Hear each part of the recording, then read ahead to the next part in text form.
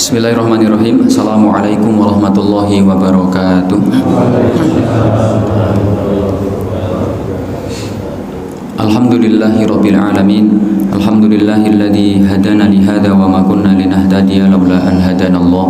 Nashhadu an la ilaha illallah wahdahu la syarika lah wa nashhadu anna Muhammadan abduhu wa rasuluhu la nabiyya wa la rasula ba'dah. Allahumma shalli wa sallim wa barik ala habibina wa syafi'ina wa qurrati a'yunina Muhammad wa ala azwajihi wa dhurriyyatihi wa ashabihi wa man tabi'ahum bi ihsanin ila yaumil qiyamah. Usini wa iyyakum bittaqwallah faqad fazal mu'minuna al-muttaqun haitsu qala Allah ta'ala fil Qur'anil Karim. A'udzu billahi minasyaitonir rajim. Bismillahirrahmanirrahim. Ya ayyuhalladzina amanu taqullaha wal tanzur nafsum ma qaddamat lighad wattaqullaha innallaha khabirum bima ta'malun. Wa qala Rasulullah sallallahu alaihi wasallam ittaqillaha haitsu ma kunta wa atbi'is sayyi'atal hasanata tamhuha wa khaliqin nasa bi khuluqin hasan. Alhamdulillahirabbil alamin. Ma'asyiral muslimin yang kami muliakan, kita bersyukur kepada Allah Subhanahu wa taala di setiap waktu kita, sebagai bentuk terima kasih kita kepada Allah, sebagai bentuk ucapan syukur kita kepada Allah, kita melaksanakan berbagai kegiatan ibadah soleh yang semoga setiap kenikmatan yang sudah Allah berikan kepada kita menjadikan kita semakin sadar bahwa betapa lemahnya kita sebagai seorang hamba, betapa butuhnya kita sebagai seorang hamba kepada Sang Khalik. Dan semoga Allah jadikan setiap kenikmatan yang sudah Allah berikan kepada kita menjadi wasilah dan jalan untuk menuju ridho dan rahmat Allah Subhanahu wa ta'ala. Sholawat dan salam kita limpahkan kepada uswatun hasanah kita Nabiullah Muhammad sallallahu alaihi wasallam, yang semoga Allah menjadikan beliau sebagai Rasul yang paling mulia dan Rasul yang paling dekat tempatnya di sisi Allah Subhanahu wa ta'ala. Dan Allah menjadikan kita sebagai umat beliau, sebagai umat yang nanti berhak mendapatkan syafaat beliau sallallahu alaihi wasallam. Bapak Ibu yang kami muliakan, salah satu kenikmatan yang masih Allah berikan kepada kita hari ini adalah nikmat kita masih bisa hidup, Bapak Ibu. Dan nikmat hidup ini, kata Imam Ghazali, merupakan nikmat yang begitu dahsyat. Saking dahsyatnya nikmat hidup ini, itu menjadikan seluruh orang yang telah mati iri dan pengen untuk bisa kembali hidup. Maka kata Imam Al-Ghazali, jika kita detik ini, saat ini sedang memiliki banyak masalah, seberat apapun masalah hidup kita, serunyam apapun kehidupan kita, kata Imam Ghazali, masih lebih mending dibandingkan dengan orang yang telah mati. Maka kalau tidak percaya, silahkan Anda datang ke pemakaman, kata Imam Ghazali. Datanglah ke kuburan, datang ke makam, lalu silahkan Anda lihat di sana ada ratusan orang, dan di dunia ini ada jutaan orang yang sekarang telah meninggal dunia. Dulu mereka adalah mantan presiden, ada mungkin di antara mereka yang mantan gubernur, mantan camat, mantan bupati. Dulu mungkin di antara mereka ada orang-orang yang mantannya orang-orang sukses semuanya. Tetapi semua itu tidak berguna dan tidak mereka impi-impikan untuk mereka bisa dapatkan kembali. Yang mereka impi-impikan, yang mereka inginkan cuma satu, yaitu mereka ingin dikembalikan di dunia dalam kondisi masih hidup.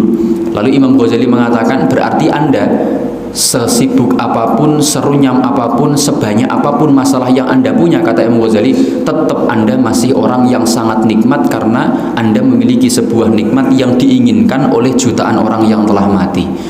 Maka dari itu, ma'asyiral muslimin yang kami muliakan, nikmat hidup yang masih Allah berikan kepada kita ini menjadi sebuah modal utama. Dengan hidup kita masih bisa menambah amal kebaikan. Dengan hidup kita masih bisa mengurangi potensi-potensi kemaksiatan dan mengurangi serta menghilangkan dosa-dosa yang pernah kita kerjakan di masa lalu. Dengan hidup kita masih diberikan kesempatan oleh Allah untuk bisa sujud di atas dunia Allah Subhanahu wa ta'ala. Dan derajat seorang hamba yang paling tinggi di mata Allah itu bukan ketika dia mendongakkan pandangan ke atas, tapi ketika dia menundukkan pandangan ke bawah, meletakkan keningnya di atas tanah. Itu merupakan derajat yang paling tinggi karena statusnya jelas. Yang namanya seorang hamba, yang namanya seorang abdi, itu memang statusnya harusnya menundukkan pandangan ke bawah. Maka seorang hamba yang terbaik itu ketika seorang hamba itu mampu betul-betul merendahkan kepalanya, meletakkan keningnya di tanah untuk sujud kepada Allah Subhanahu wa ta'ala. Dan kata para ulama, kenangan kita yang terbaik nanti ketika berjumpa dengan Allah adalah kenangan kita waktu sujud. Mungkin sekarang kita ketika sholat, ketika sujud niku mboten betah dangu-dangu. Tapi nanti Bapak Ibu, demi Allah, nanti di hadapan Allah Subhanahu wa taala, ketika Allah membuka seluruh tabir apa yang pernah kita kerjakan di dunia, dan Allah hari itu nanti akan menampakkan ketika kula jenengan sami sujud, itu demi Allah kita pasti akan sangat berharap andaikan saya sujud lebih lama. Karena saking bangganya kita ketika di hadapan Allah, kemudian ditampakkan amal kebaikan kita, dan salah satunya adalah posisi kita sedang sujud. Maka dalam hati kita hari itu pasti kita akan mengatakan, ya Allah sekiranya dulu saya sujud lebih lama, ya Allah sekiranya saya dulu membaca Quran lebih lama, sekiranya dulu saya sedekah lebih banyak. Itu akan terbayang dan itu akan mengisi seluruh hati kita sebagai bentuk penyesalan kita seorang hamba, kenapa di dalam dunia ini yang sekarang kita masih punya kesempatan, kita kurang memaksimalkan setiap potensi ibadah yang sebetulnya kita bisa lebih maksimal dibandingkan dengan apa yang telah kita kerjakan hari ini. Masyaallah muslimin yang kami muliakan, seperti misalkan di bulan suci Ramadan saat ini, kita sekarang sudah memasuki akhir bulan suci Ramadan. Sudah berapa kali kita menghatamkan Quran? Sudah berapa banyak sedekah yang kita keluarkan ketika puasa Ramadan tahun ini? Sudah berapa lama kaki kita kuat berdiri untuk melaksanakan sholat malam? Jangan-jangan selama Ramadan tahun ini kaki kita itu ketika digunakan untuk mengerjakan sholat tarawih saja itu sudah tidak betah dan pengen segera duduk. Jangan-jangan lisan kita selama Ramadan ini ketika Allah hisab di hadapan Allah nanti, selama Ramadan itu banyak ucapan-ucapan yang sia-sia dibandingkan dengan ucapan-ucapan tilawah Quran kita. Jangan-jangan selama Ramadan kita tahun ini, harta kita yang keluar, harta kita yang kita pergunakan untuk urusan-urusan yang tidak begitu manfaat itu lebih banyak dibandingkan dengan harta kita yang keluar di jalur yang tepat.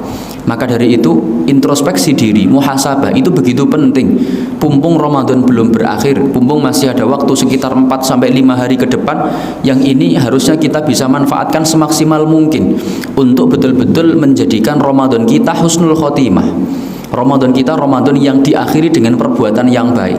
Maka para ulama itu menyebutkan seorang muslim yang akhir Ramadannya itu baik, meskipun awalnya dulu mungkin kurang baik, itu jauh lebih utama, jauh lebih baik dibandingkan dengan orang yang baik ketika awal Ramadan, ketika akhirnya loyo, Pak. Dan yun sewu, rata-rata kaum muslimin hari ini itu ketika awal Ramadan semangatnya luar biasa, tapi ketika nanti mulai pertengahan Ramadan semangatnya mulai berkurang. Ketika menjelang akhir Ramadan itu malah semangatnya pudar, karena dia sudah sibuk memikirkan hari Idul Fitri, dia sibuk memikirkan kebutuhan-kebutuhan yang mungkin akan dia perlukan ketika nanti menjelang Idul Fitri. Kemudian di saat momen-momen terakhir ini, yang ini merupakan momen yang paling penting dalam Ramadan kita, itu kadang-kadang kita malah loyo. Maka dari itu Rasul itu mengingatkan kepada kita, innamal a'malu bil khawatim. Sebuah amal itu dilihat dari penghujungnya, dari akhirnya. Maka orang-orang yang akhir Ramadan 5 hari terakhir nih mungkin adalah orang-orang yang maksimal ibadahnya. Mereka itu orang-orang yang jauh lebih baik dibandingkan dengan orang yang 5-10 hari pertama Ramadan dulu semangat tapi sekarang sampun loyo. Rasul juga menyebutkan dalam sebuah hadis, man kana yaumuhu khairan min amsihi fahuwa rabi. Orang yang bisa menjadikan hari ini lebih baik dibandingkan dengan kemarin, mereka itulah orang-orang yang beruntung. Dan orang yang hari ini, wa man kana yaumuhu syarran min amsihi, orang yang hari ini lebih buruk dibandingkan dengan kemarin, malah menjelang akhir-akhir Ramadan kok malah hilang semangatnya, kata Nabi sallallahu alaihi wasallam, fahuwa mal'un, maka dia adalah orang-orang yang tercela, orang-orang yang terlaknat, orang-orang yang tidak menjadikan tidak memiliki prioritas amal. Sehingga Bapak Ibu yang kami muliakan, niki mungkin di akhir Ramadan ini monggo kita tambah semangat kita. Terlebih ketika akhir Ramadan seperti ini, Allah menurunkan malam yang namanya malam Lailatul Qadar, Pak. Dan Rasulullah itu menyebutkan dalam sebuah hadis, iqtabisuha fil ashril awakhir min Ramadan. Kalau kita ingin mendapatkan Lailatul Qadar, maka silahkan Anda lebih giat di dalam mencari malam tersebut pada 10 malam terakhir bulan Ramadan. Meskipun tidak ada kesepakatan ulama bahwasannya Lailatul Qadar itu pasti turun di 10 malam terakhir, niku tidak ada yang ulama sepakat seperti itu. Tetapi Rasulullah menyarankan kepada kita, kalau Anda ingin mendapatkan, lebih giat di dalam mencari di 10 malam terakhir di bulan suci Ramadan. Lalu Rasulullah menyebutkan lagi kemudian dalam sebuah hadis yang lain, ada keterangan yang menunjukkan bahwasanya 10 malam terakhir Ramadan ini adalah di malam-malam yang ganjil. Nah, ngoten, Pak. Tapi kalau kulo pribadi dan kita menyarankan kepada panjenengan semuanya, kita tidak usah terlalu fokus dengan hadis-hadis yang menunjukkan kekhususan waktu seperti itu. Karena tetap tidak ada kesepakatan di antara para ulama di malam keberapa dan malam ganjil atau genap bulan suci Lailatul Qadar itu akan turun. Misalkan sekarang, hari ini niki termasuk tanggal yang genap apa ganjil, Pak? Ramadannya nih, sekarang nih. Tanggal pinten sekarang? 26 niku hisab nomor ru'yah, Pak. 26 niku hisab nomor ru'yah. Hisab nggih? Hisab. Kalau ru'yahnya berarti 25 kan sekarang kan? Lah sekarang berarti mosok Lailatul Qadar antara hisab sama ru'yah beda. Kan mboten mungkin. Mosok Muhammadiyah Lailatul Qadarnya nanti malam 27, NU besok karena besok 27-nya. Kan mboten mungkin. Maka kita nggak perlu perhatian terlalu memperhatikan spesifikasi tanggal, karena memang yang namanya tanggal itu akan berbeda dengan perbedaan penentuan awal bulan Ramadan. Kita fokus saja ibadah di 10 malam terakhir ini, kita ibadah seluruhnya. Kalau bisa malah dari awal Ramadan kita ibadah seluruhnya, karena ternyata juga Rasulullah menyebutkan juga Allah menyebutkan dalam Al-Quran, dan ini merupakan pendapat banyak ulama, yang disebut dengan malam Lailatul Qadar itu sama dengan malam nuzulul Quran, Pak. Sementara nuzulul Quran kita peringati tanggal berapa kemarin, Pak? Tanggal 17. Apa dalilnya? Allah menyebutkan dalam Quran, Syahrul Ramadan alladzi unzila fihil Quran. Bulan Ramadan adalah bulan di mana Allah turunkan Al-Quran. Lalu di kapan Al-Quran itu turun? Allah sebutkan dalam ayat yang lain, Inna anzalnahu fi lailatil qadar. Kami turunkan Al-Quran pada malam Lailatul Qadar. Berarti malam Lailatul Qadar itu juga merupakan malam nuzulul Quran. Lah kalau kita peringati nuzulul Quran setiap tanggal 17 itu karena berdasarkan hadis Nabi ada yang menyebutkan nuzulul Quran terjadi pada tanggal 17 bulan Ramadan. Berarti belum masuk 10 terakhir Ramadan. Meskipun nanti ada hadis yang lain menyebutkan, Rasulullah menyebutkan nuzilal Quran fi arba'in wa isyrina khalat min Ramadan.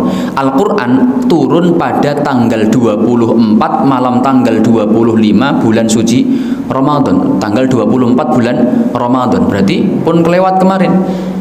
Lah maka Bapak Ibu yang kami muliakan, sehingga tadi yang penting kita itu adalah menjadi orang yang fokus ibadah di setiap malam-malam kita di bulan suci Ramadan. Nanti insya Allah bisa berpeluang mendapatkan malam Lailatul Qadar. Dan Rasul dan Allah menyebutkan Lailatul Qadri khairun min alfi syahr. Jenengan bisa bayangkan, Pak, Lailatul Qadar itu keutamaannya itu seperti panjenengan melaksanakan ibadah terus-menerus setiap malam sampai 1000 bulan.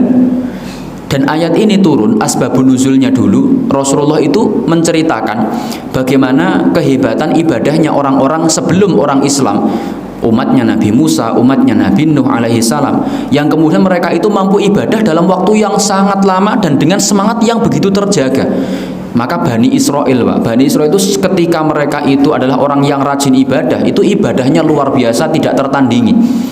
Ketika mereka itu orang-orang yang penuh dengan kemaksiatan, maksiatnya juga tidak tertandingi. Sampai sekarang Bani Israel itu ya seperti itu. Makanya karakternya seperti itu sampai sekarang. Rasulullah menceritakan di zaman Nabi Musa niku rata-rata usia umat beliau itu 500 tahun. Di zaman Nabi Nuh, Rasul pertama, rata-rata usia manusia pada zaman Nabi Nuh itu 1000 tahun. Makanya Allah menyebutkan dalam Al-Quran, ketika Allah memuji Nabi Nuh dalam Al-Quran, Allah sebutkan walabitha fihim alfasanatin illa khamsina ama. Nabi Nuh itu diutus oleh Allah ke tengah-tengah kaumnya, berdakwah kepada kaumnya dalam kurun waktu alfasanatin 1000 tahun illa khamsina ama, kurang 50, berarti 950 tahun. Itu bukan usia Nabi Nuh, tetapi usia dakwahnya beliau. Padahal seorang nabi itu diangkat jadi nabi usia 40 tahun. Berarti Nabi Nuh itu dakwah dari mulai usia 40 tahun sampai 950 tahun ke depan, sampai usia berapa, Pak? 990 tahun. Dan kata para ulama, ketika usia Nabi Nuh 990 tahun, itu terjadi yang namanya banjir bandang yang menenggelamkan hampir seluruh umat manusia. Dan kata para ahli tafsir, Nabi Nuh itu masih hidup setelah terjadi banjir bandang sampai sekian tahun berikutnya. Kalau di total keseluruhan usia beliau Nabi Nuh itu lebih dari 1000 tahun. Dan umatnya Nabi Nuh juga seperti itu. Zaman Nabi Adam tambah lagi, Pak. Nabi Adam itu memiliki seorang istri namanya Ibunda Hawa. Ibunda Hawa melahirkan anak 20 kali.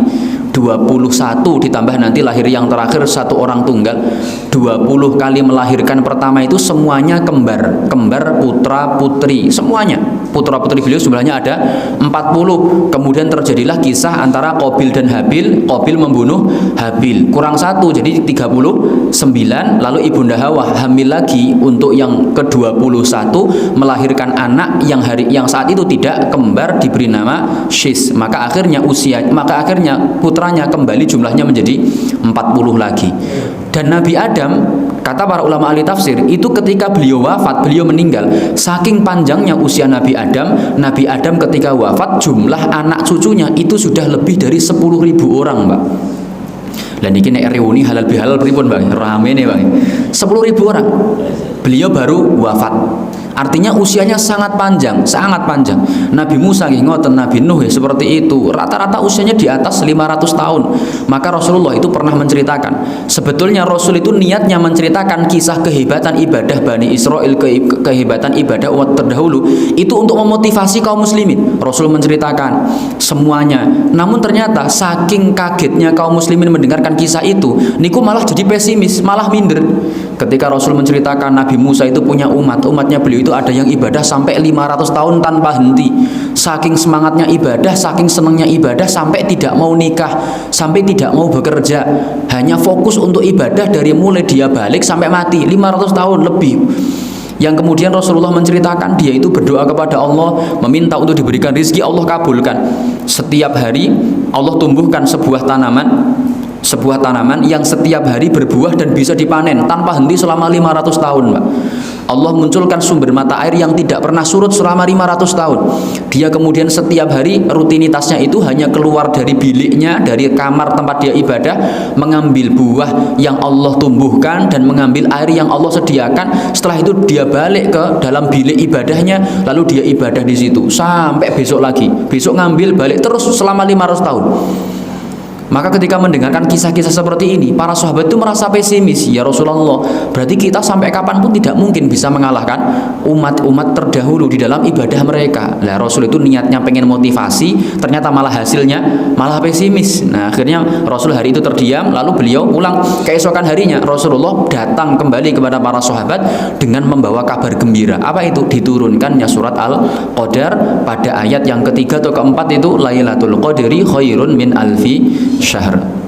Lalu Rasul menyampaikan kepada para sahabat, wahai sahabatku, kita alhamdulillah meskipun Allah berikan usia yang pendek, usianya mungkin hanya 60-70 tahun, tetapi Allah berikan kita sebuah malam yang disebut dengan Lailatul Qadar, yang kalau kita bisa memaksimalkan ibadah pada malam itu, Allah sebutkan khairun min alfi syahrin, lebih baik dibandingkan dengan 1000 bulan. 1000 bulan itu 83 tahun, Pak. 83 tahun. Misalkan kita hidup 60 tahun, kita ketika balik anggaplah kita share beribadah mulai usia 20 tahun, Bang. 20 tahun sampai 60 tahun. Berarti kan kita punya kesempatan 40 kali bertemu dengan bulan suci Ramadan. Kita misalkan dalam kurun waktu 40 tahun, 40 kali bertemu Ramadan, misalkan kita dapat 10 kali saja Lailatul Qadar, dapat 10 kali saja Lailatul Qadar, itu kita sudah bisa dianggap seperti orang yang ibadah setiap malam selama 1000 bulan dikali 10 berarti, Pak. 83 tahun kali 10 berarti bener, Pak, 830 tahun. Maka jenengan kalau pas nyun sewu, kok tadi malam niku pas malam Lailatul Qadar, kemudian jenengan tadi malam itu pas barengi jenengan baca Quran 1 juz tadi malam, pas Lailatul Qadar, oleh Allah itu dianggap jenengan seperti membaca Quran 1 juz setiap malam sampai 83 tahun ke depan, Pak. Nah, ini luar biasa toh, Pak. Tahun depan jenengan kok dapat lagi pas malam Lailatul Qadar, jelas kebetulan jenengan pas baca Quran 2 juz, itu jenengan dihitung lagi seperti jenengan memiliki pahala setiap malam membaca Quran 2 juz sampai 83 tahun. Hebat, alangkah luar biasanya keutamaan yang kita miliki.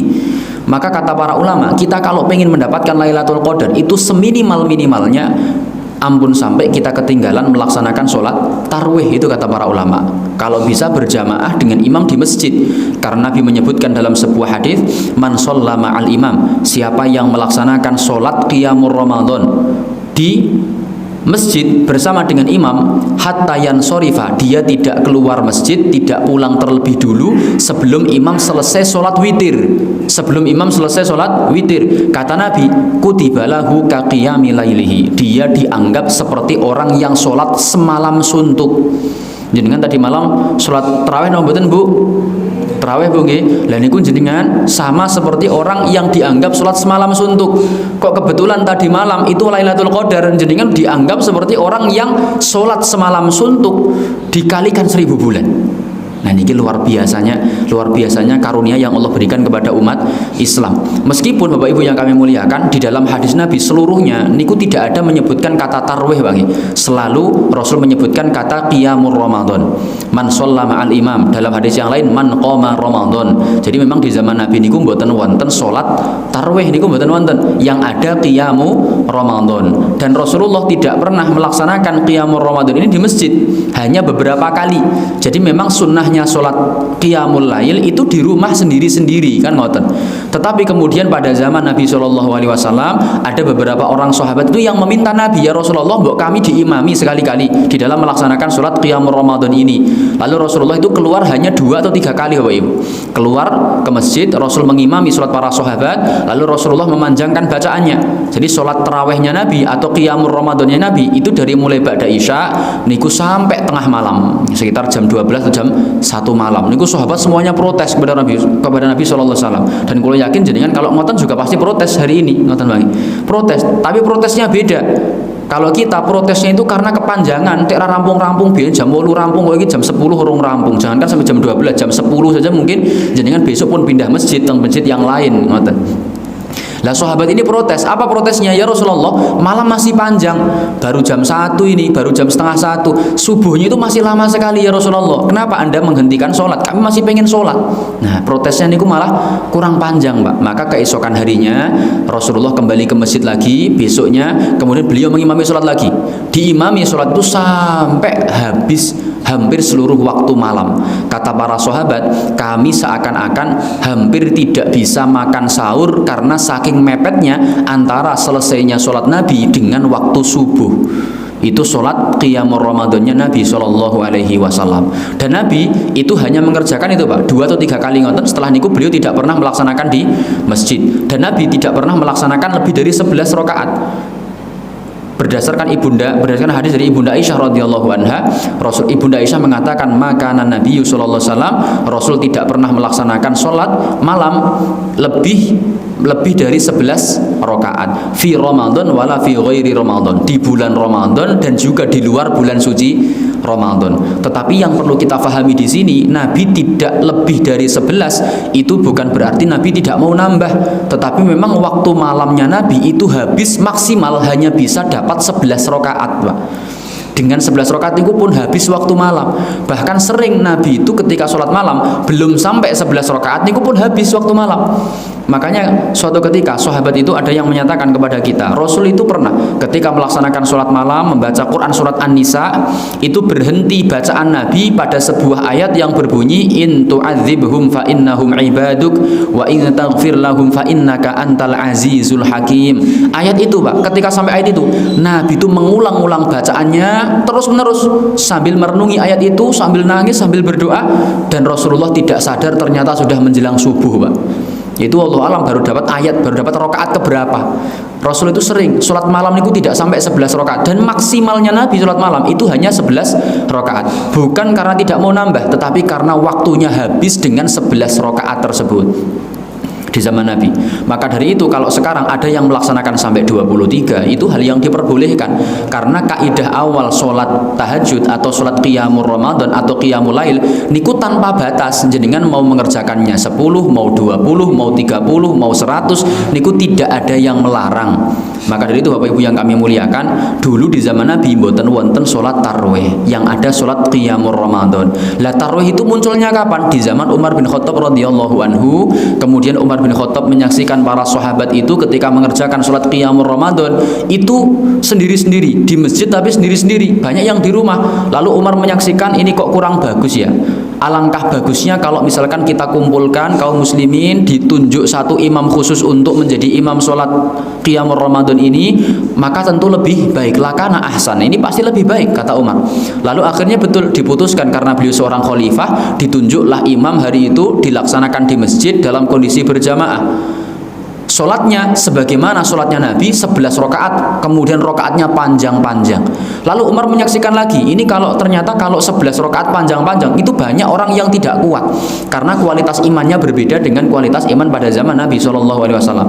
Maka Umar beristihad, maka ini harusnya dipecah, ini dipecah-pecah, dijadikan rakaatnya lebih banyak, tapi setiap durasi rakaatnya diperpendek. Maka akhirnya yang awalnya 10, yang awalnya 11 dijadikan 23 dengan witirnya, dengan kondisi pelaksanaan waktu yang sama, tetapi rakaatnya lebih banyak sehingga nanti durasi per rakaatnya jadi lebih pendek. Dikasih namalah oleh Umar bin Khattab disebut dengan sholat tarawih atau sholat tarwih. Nah, Bapak Ibu yang kami muliakan, makanya ulama yang empat mazhab itu semuanya sepakat sebetulnya. Kalau Anda ingin melaksanakan sholat tarwih, maka Anda harus mengikuti tata caranya Umar bin Khattab. Karena ini merupakan sholat yang kemudian namanya yang memberikan Umar bin Khattab, pelaksanaan di masjid yang beristihad juga Umar bin Khattab, jumlah rakaatnya yang beristihad juga Umar bin Khattab. Jadi Anda kalau mengerjakan sholat tarwih, maka kerjakan 23 rakaat. Kerjakan di masjid 23 rakaat bersama dengan imam. Itu namanya sholat tarwih.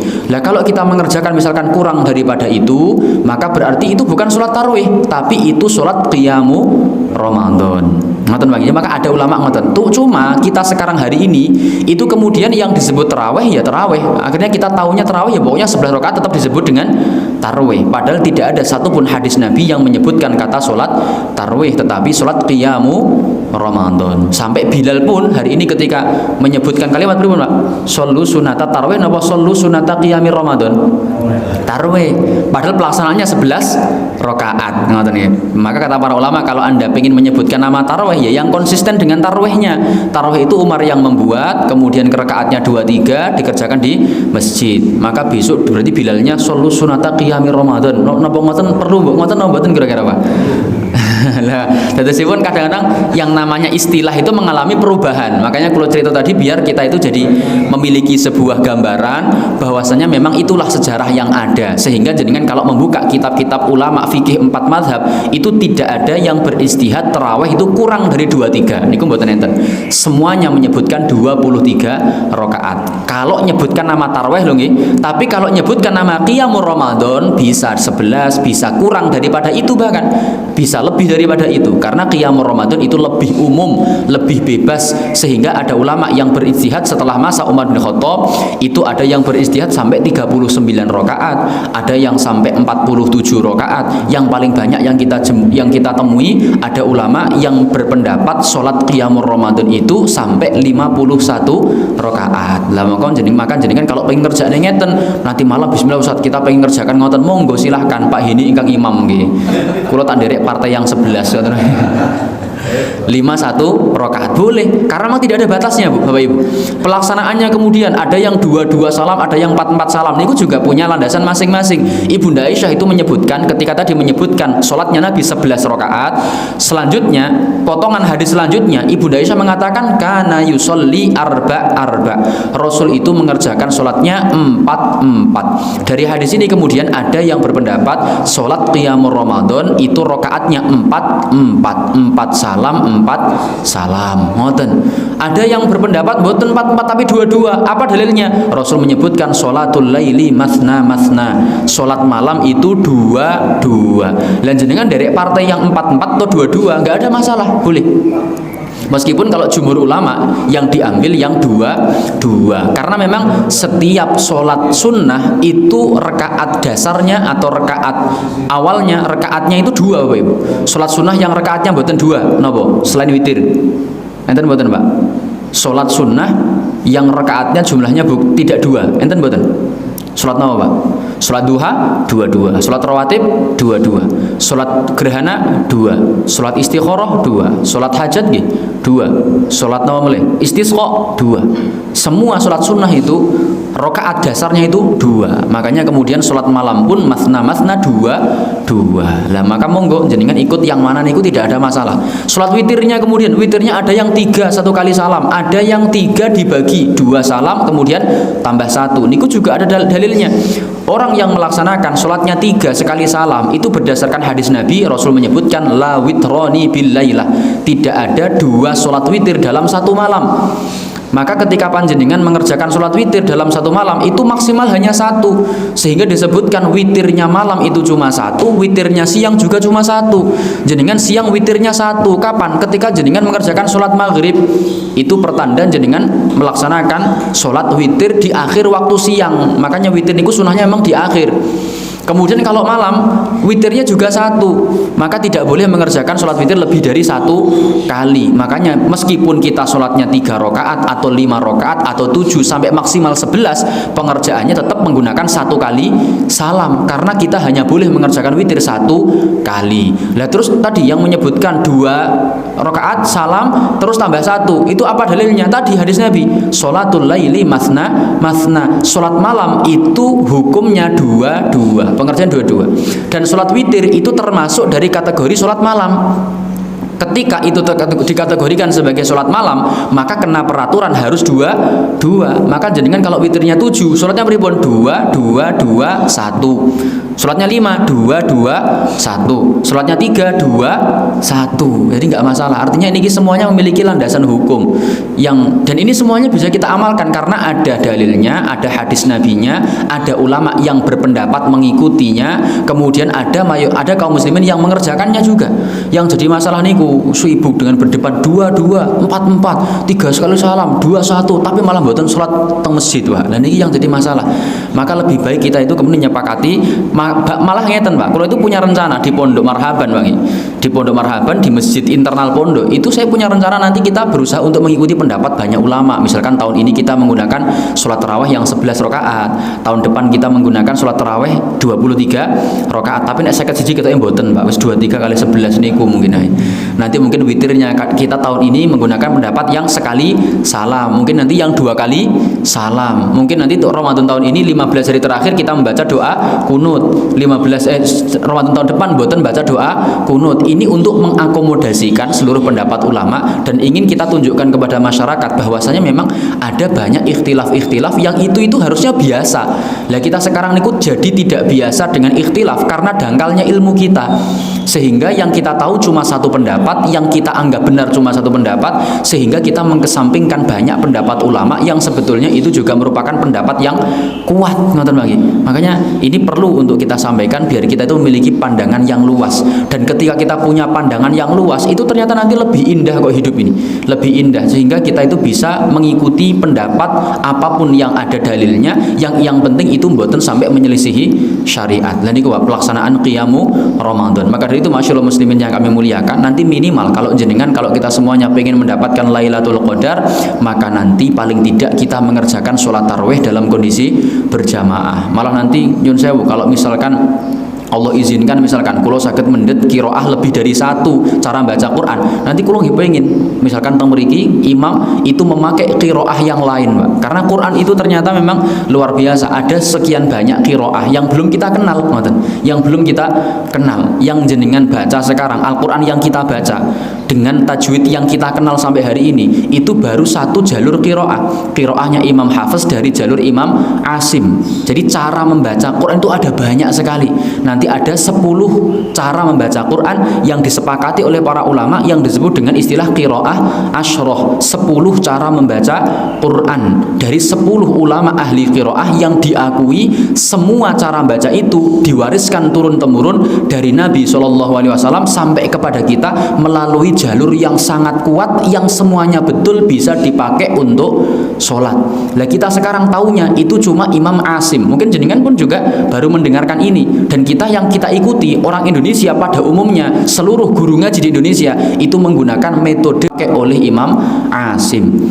Imam Asim punya dua murid, ada yang pertama Imam Hafiz, yang kedua Imam Syu'bah. Lah kita ikut pendapatnya Imam Hafiz dari guru beliau Imam Asim. Padahal nanti ada banyak qiraah, ada qiraah Ibnu Katsir, ada qiraahnya Imam Nafi', ada qiraahnya Imam Abu Amrun, ada qiraahnya Imam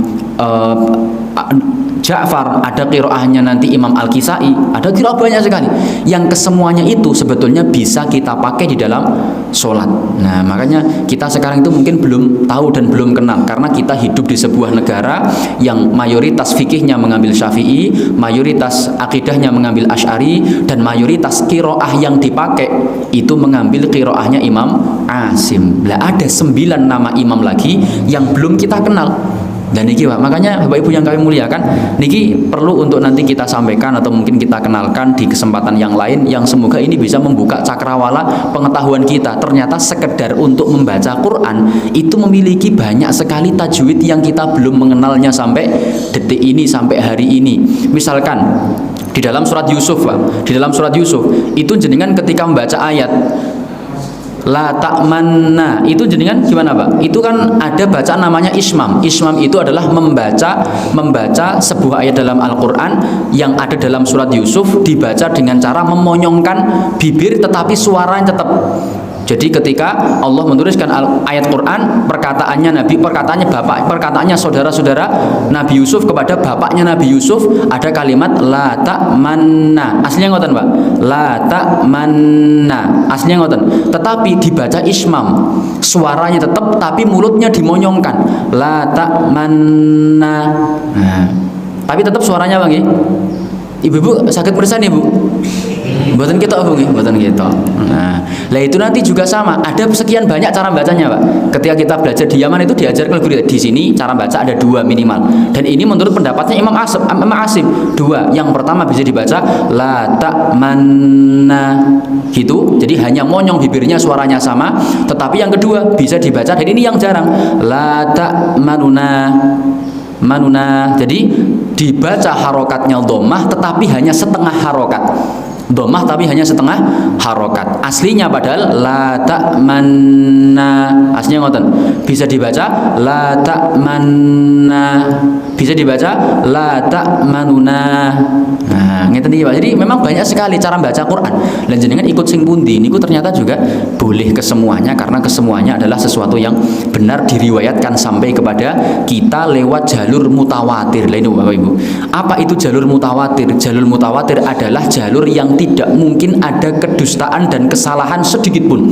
Tidak boleh kita ragukan, karena memang Allah jamin Al-Quran itu kitabun la raiba fi, sebuah kitab yang tidak ada keraguan di dalamnya. Maka jalur Quran ini Pak sampai kepada kita dari mulai surat Al-Fatihah sampai surat An-Nas itu semuanya riwayatnya sampai kepada kita jalurnya namanya apa? Mutawatir. Jadi pernah mendengar Pak hadis ada namanya hadis mutawatir? Pernah mireng napa mboten? Apa yang disebut dengan mutawatir? Mutawatir itu marawahu jam'un katsirun haitsu istihalihim 'alal kadzib. Mutawatir itu adalah sebuah jalur periwayatan yang sampai kepada kita, yang diriwayatkan setiap generasi itu dengan sejumlah orang ulama yang sangat banyak, yang tidak mungkin mereka sepakat akan sebuah kedustaan. Lah syaratnya apa? Syaratnya setiap satu generasi yang menerima ayat Al-Quran itu minimal jumlahnya 10 orang Pak. Jadi tidak bisa kurang daripada itu. Dari mulai zaman Nabi mengajarkan kepada 10 orang sahabat, seorang sahabat atau 10 orang sahabat tadi mengajarkan minimal kepada 10 orang tabi'in. 10 orang tabi'in tadi minimal mengajarkan kepada 10 orang tabi'in. Sampai kepada kita hari ini itu setiap generasi minimal ada 10 orang. Yang tidak mungkin 10 orang ulama ini mereka sepakat akan sebuah kedustaan. Lah Al-Qur'an iku ngoten niku sampai kepada kita hari ini. Maka dari itu Bapak Ibu yang kami muliakan, ini sebagai gambaran bahwasanya memang ada banyak hal yang belum kita ketahui, bahkan belum pernah terbayang sama sekali dalam pikiran kita sampai detik ini, karena memang sekian banyak dan karena memang segitu luasnya khazanah keilmuan agama Islam, agama kita tercinta ini, sehingga memang mungkin kita butuh waktu ribuan tahun untuk bisa mempelajari setiap cabang ilmu yang Rasulullah wariskan kepada kita. Maka betul kata Nabi dalam sebuah hadis, Rasulullah mengatakan di dalam sebuah hadis, innal anbiya lam yuwarithu dinaron wala dirhaman. Nabi dan Rasul itu tidak ada yang mewariskan harta berupa dinar dan dirham. Innama warrathul ilma. Nabi dan Rasul itu mewariskan kepada kita ilmu. Faman akhodahu akhoda bihadzin wafir. Siapa orang yang mau mengambil warisan para nabi berupa ilmu, maka dia adalah orang yang berkesempatan untuk bisa mengambil warisan dengan jatah yang maksimal. Seandainya Rasulullah 1400 tahun yang lalu itu meninggalkan kita harta, kira-kira jenengan kita sekarang kebagian apa mboten, Pak? Mboten kebagian. Karena harta itu dibagi akan semakin habis. Tetapi karena Nabi meninggalkan ilmu, semakin banyak ilmu yang Rasul tinggalkan, semakin banyak kita berusaha dan berjuang untuk mengambil, akan kita dapat jatah yang sangat banyak tanpa mengurangi jatah-jatah orang di bawah kita. Tanpa mengurangi jatah orang di bawah kita. Nanti 1000 tahun yang akan datang, kalau dunia ini masih ada, 1000 tahun yang akan datang, tetap masih akan ada orang yang bisa mengambil jatah warisan Nabi dengan jatah yang penuh dan sempurna. Karena memang tadi ilmu itu sebuah warisan yang paling berharga, yang tidak akan pernah sirna ditelan oleh zaman dan waktu, yang selalu bisa berkembang dan semakin meluas semakin banyak. Maka dari itu Bapak Ibu yang kami muliakan, para ulama itu meninggalkan kepada kita kitab-kitab yang sampai sekarang juga berbarokah, masih wujud semuanya. Jadi kan bisa bayangkan, misalkan Imam Bukhari itu kan beliau hidup di abad ketiga Hijriyah. Imam Al-Bukhari itu meninggalkan kepada kita sebuah kitab namanya Sahih Bukhari. Di dalamnya ada sekitar 12.000 hadis niku, itu dibaca mulai dari abad itu, Pak, abad 3 Hijriyah. Itu sampai hari ini sudah abad ke-15. 1200 tahun dibaca, dan setiap hari selalu ada yang membaca kitab Sahih Bukhari. Diabadikan oleh Allah, diabadikan oleh takdir Allah Subhanahu wa taala menjadi sebuah kitab yang diabadikan sampai sekarang, dibaca bahkan mungkin setiap menit, Pak, itu ada. Dan mungkin kajiannya kitab Sahih Bukhari itu setiap menit di penjuru dunia ini semuanya ada, Pak. Jadi gantian dari mulai satu tempat ke tempat lain, mungkin setiap menit itu ada orang yang sedang membuka kitab Sahih Bukhari. Jenengan bisa membayangkan betapa banyaknya pahala yang didapatkan oleh Imam Al-Bukhari. Maka dari itu masyarul muslimin yang kami muliakan, warisan ilmu itu abadi. Dan memang kita itu adalah seorang muslim yang diminta oleh Rasulullah untuk meninggalkan peninggalan yang terbaik. Maka nanti monggo jenengan apa yang bisa dipun tinggalkan di dalam dunia ini, meskipun kita mungkin jasadnya sudah hancur dimakan tanah, meskipun kita mungkin sudah ratusan tahun di alam barzah, tetapi paling tidak kita punya peninggalan yang masih bertahan di atas dunia. Dan peninggalan yang paling lama bertahan itu ilmu, Pak. Misalkan jenengan meninggalkan bangunan itu kuat berapa tahun toh? Jenengan misalkan bangun masjid, bangun pondok pesantren dan sebagainya, paling bertahan hanya mungkin ya maksimal 100 tahun. Nanti akan digantikan dengan bangunan lain oleh generasi berikutnya. Meskipun itu sudah sangat luar biasa, tapi tetap peninggalan terbaik itu ilmu, karena ilmu itu abadi. Sampai ribuan tahun akan tetap kuat mengakar di atas dunia ini dan tidak tergantikan, tidak tergoyahkan, tidak akan pernah hilang dan sirna. Maka Bapak Ibu yang kami muliakan, monggo kita tambah semangat malih agar kita bisa meninggalkan sesuatu, kita mengajarkan kebaikan kepada banyak orang. Kita harus juga semangat di dalam belajar, dan belajar ini merupakan sunnah Nabi, salah satu sunnah Nabi yang paling berat, Bapak Ibu. Monggo boleh Bapak Ibu jenengan ingin menambah porsi belajarnya, itu bisa lewat manapun. Hari ini jenengan bisa megang handphone, dari handphone itu jenengan bisa mengakses ribuan kebaikan. Ada banyak sekali kebaikan, ilmu-ilmu yang tersebar lewat media massa, itu jenengan bisa mengakses. Ampun, kemudian HP yang kita punya itu hanya menjadi semacam hiburan saja. Kadang-kadang yang diupdate itu cuma perang Iran dan Amerika tok, ngoten Bang. Jadi ya itu boleh, itu merupakan pengetahuan tambahan, tapi kita harus ada porsi. Jenengan mungkin buka kajiannya Ustadz Sinten, atau jenengan buka ilmu nopo di dalam HP yang kita punya. Kalau nanti masalah update perang niku mungkin jenengan boten perlu nyari, niku sudah berseliweran di status media sosial, sudah kita lihat semuanya, ngoten Bang. Dan memang yang namanya perang niki antara Iran dengan Amerika ini memang sesuatu yang wajar, sesuatu yang wajar terjadi, karena memang mereka berdua, dua negara ini sudah lama bermusuhan. Dan kula niki efeknya jadi terlambat kembali ke sana, Bu. Awalnya rencana kembalinya niku di bulan Syawal, niki gara-gara perang niki malah mundur sampai selesai musim haji mungkin. Jadi niati libur namung sebulan malah jadi setengah tahun niki mungkin liburnya. Dan kula mohon doa kepada panjenengan semoga nanti segera berakhir perangnya, dengan terhapusnya Israel, ngoten Pak, doa kita. Nah, kemudian selesai perangnya, kemudian bisa kembali untuk kondusif untuk berangkat ke sana, Pak. Wallahu a'lam bishawab. Wabillahi mekaten yang dapat kami sampaikan pada kesempatan pagi hari ini. Wabillahi ada pertanyaan kami persilahkan Bapak Ibu. Bersyukur Pak ini. Okay. Apakah ada tuntunan sholat Lailatul Qadar yang niatnya Lailatul Qadar? Kemudian yang kedua tentang perang Iran Israel ini. Iran Syiah kemudian Israel Yahudi itu bagaimana sikap kita? Apakah boleh mendukung salah satu atau hati kita harus bagaimana? Sholat Lailatul Qadar, kalau pribadi belum pernah tahu Bang, belum pernah tahu. Di dalam kitab-kitab fikih juga yang setahu saya pelajari itu juga belum pernah saya menjumpai ada pembahasan khusus tentang sholat sunnah Lailatul Qadar. Kalau sholat malam banyak, sholat tarawih banyak, tetapi kalau sholat sunnah khusus Lailatul Qadar, wallahu alam saya belum pernah tahu, dan sampai sekarang saya pun juga belum pernah mengamalkan. Ngoten Mbak Heni, wallahu alam, saya belum tahu yang jelas niku. Mungkin ada ulama yang berpendapat nanti menyarankan, tapi yang jelas apapun namanya itu nanti pasti masuknya ke dalam sholat sunnah mutlak. Jadi sholat sunnah mutlak yang nanti mungkin diniatkan tertentu, karena memang sholat sunnah mutlak itu bisa diniatkan untuk banyak hal. Misalkan nanti jenengan mau safar, jenengan sholat sunnah 2 rakaat, niat nanti biar mendapatkan keselamatan kelancaran dalam safar. Nanti ada guru-guru kami itu ada yang sebelum ngajar selalu sholat 2 rakaat, diniatkan sholat sunnah 2 rakaat itu nanti biar sukses dalam mengajarkan ilmunya, biar murid-muridnya, para santrinya bisa mendapatkan ilmu yang manfaat dan berbarokah. Jadi itu sebetulnya sholat sunnah hajat sebetulnya Pak, sholat sunnah yang diniatkan untuk hajat tertentu, yang kemudian nanti diniatkan untuk sesuatu yang spesifik.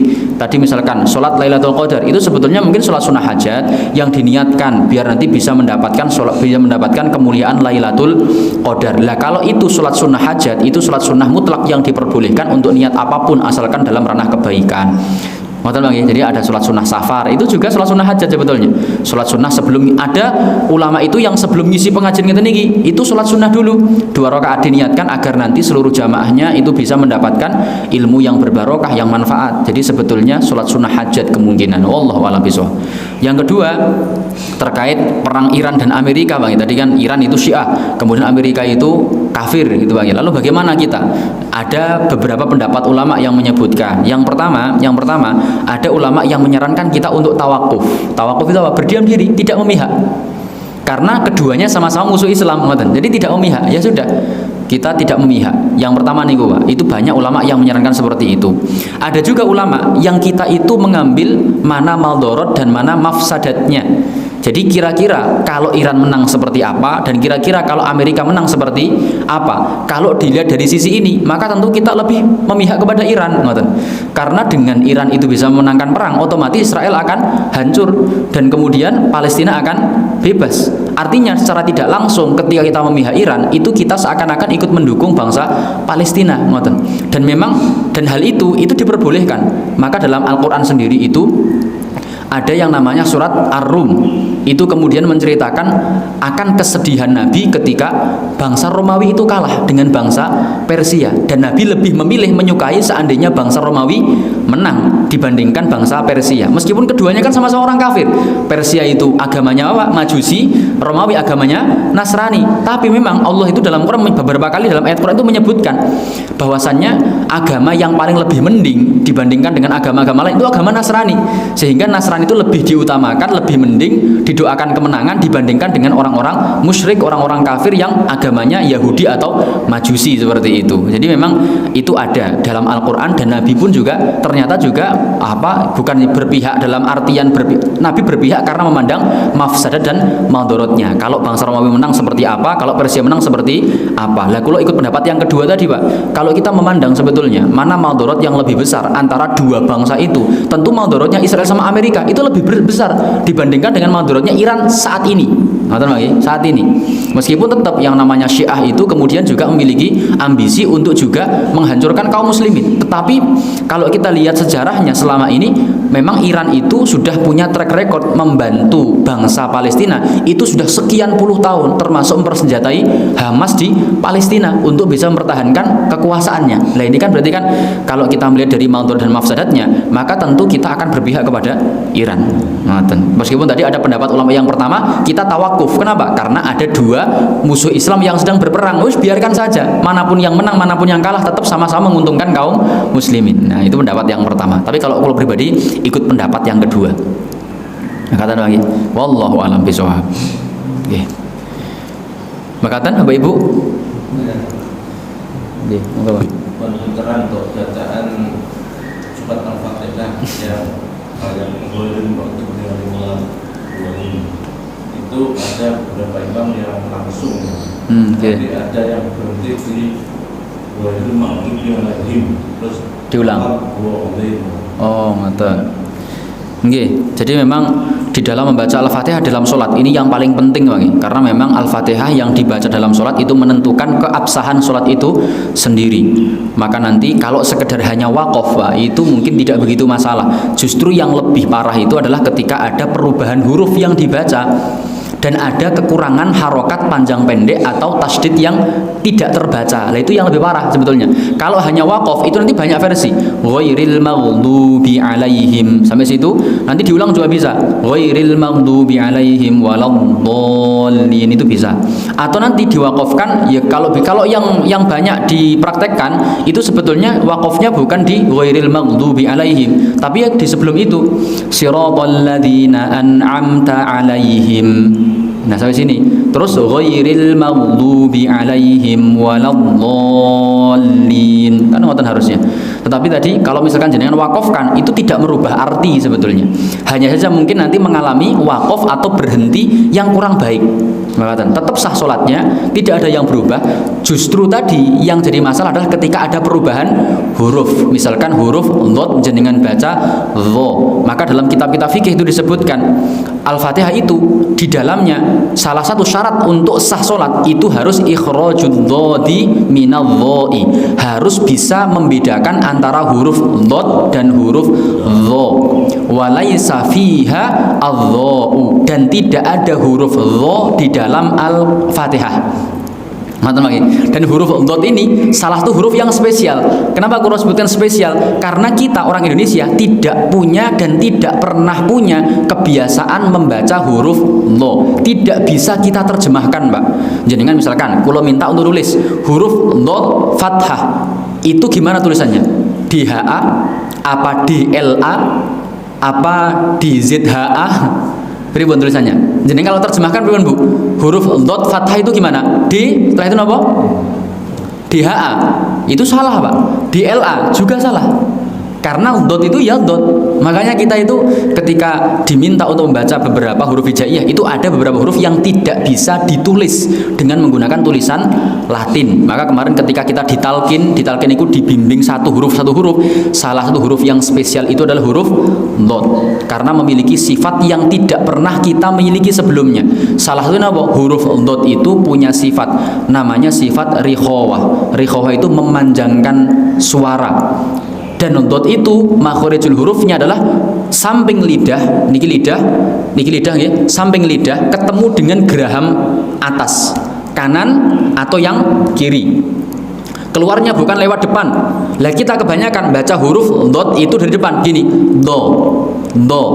Lah ini depan ini Pak, ini lidah depan ketemu dengan gigi depan, do. Ini salah. Tapi harusnya apa? Lidah samping ketemu dengan gigi geraham, do. Dan ada sifat rikhawah. Rikhawah itu apa? Memanjangkan suara dhad, sehingga makhrajul huruf dhad itu lidahnya nempel geraham, dipanjangkan menjulur ke depan. Nah, dengar Pak suaranya nih, nah ini Pak, dipanjangkan. Itu nanti suara itu muncul dari pergeseran gigi geraham pergeseran lidah nempel dengan geraham atas, dipanjangkan ke depan. Nah, niku yang tidak ada kadang-kadang. Kadang-kadang kita itu walad do, jadi nggak ada rikhawahnya. Padahal harusnya ghairil maghdubi alaihim waladdo. tasdid apalagi, maka tambah panjang lagi rikhwahnya. Min fadli, min fadl. Nah, fadl itu namanya rikhwah. Ada memanjangkan suara. Dan iki latihannya mboten saged sekarang langsung bisa niku mboten saged. Butuh waktu yang panjang. Sampai sekarang pun juga kita masih berlatih. Maka nggih. Dicoba, Pak. Dan mboten melembung pipinya. Mboten melembung karena nggih, karena nih kalau melembung mungkin itu salah berarti. Dan bisa keduanya. Lidah bisa nempel 2 gigi geraham kanan kiri. Pipinya mboten melembung. Kalau saya pakai yang kanan biasanya, jenengan bisa pakai kanan atau yang kiri atau keduanya juga bisa. Ada orang yang bisa keduanya, tapi kalau mboten saged kalau keduanya. Nggih. Wallahu dzul fadlil azim. Dzul fadl. Nah, ngoten. Kalau ngeten salah nih, fadl. Nah, niki melembung salah berarti, Pak. Dan kalau depan juga salah, fadl depan salah. Samping dzul fadlil azim. Mengatakan wallahu a'lam. Ngoten lagi. Mengke Pak insyaallah kita buka privat Al-Fatihah insyaallah yang bersanad sampai ke Nabi sallallahu alaihi wasallam. Ngoten lagi. Nggih. Mengke setelah kula lulus mangke 3 tahun lagi insyaallah. Nggih, jadi memang nggih niku paling tidak kita itu bisa membaca dengan betul surat Al-Fatihah termasuk huruf ghain. Huruf gha itu mau. Jadi boten sampai keluar suara serak-seraknya. Ini salah. Tapi mau. Termasuk huruf kho. Huruf kho itu kebanyakan kita baca gini. Kho. Itu salah, Pak. Karena kho itu tidak boleh ada getaran di leher. Kalau ada getaran itu berarti makhrajnya masih ketutup jalannya. Jadi salah ini. Salah. Yang betul gimana? Yuhriju hu hi. Jadi tidak boleh ada getaran di. Kalau masih gini salah nih. Hu hi. Nah ini salah. Nah, ngoten niku. Jadi memang mungkin ada banyak huruf-huruf yang mungkin kita belum bisa bagus ketika membaca. Semoga Allah berikan kesempatan kepada kita semuanya untuk selalu memperbaiki bacaan-bacaan kita. Maka ibu-ibu nggih, privat purun, Bu. Nggih, mungkin 3 tahun mulih Bu nggih insyaallah, Bu. Nggih. Cacarengi bidal nggih. Monggo nanti jenengan bisa mengadakan. Santri mawon niki dereng mulai kula privat kok, Pak. Santri dan ustadz muda. Insyaallah nanti setelah Syawal insyaallah nanti baru kita mulai intens untuk mentalaki para santri dan para ustadz-ustadz di pondok pesantren. Karena memang ini harus ditalakikan dan harus dilihat betul-betul bagaimana pergerakan lidah dan guru kita di sana. Kalau pas nyampaikan ini nanti betul-betul sampai totalitas, sampai tangan itu dimasukkan ke lisan beliau sendiri. Lidah itu ditunjuk, ini loh, nempel dengan sini, ini nempel dengan sini. Jadi ngajar niku menyiapkan tisu di depannya, ya untuk lap tadi, bareng ngerogoi tadi Bang, dilap. Lah ngoten. Saking totalitasnya. Ini mboten ketemu betul Pak di karena memang. Nggih, wallahu a'lam bishawab. Kita akhiri dengan doa kafaratul majlis. Subhanakallahumma wa bihamdika asyhadu an la ilaha illa anta astaghfiruka wa atubu ilaik. Wassalamualaikum warahmatullahi wabarakatuh.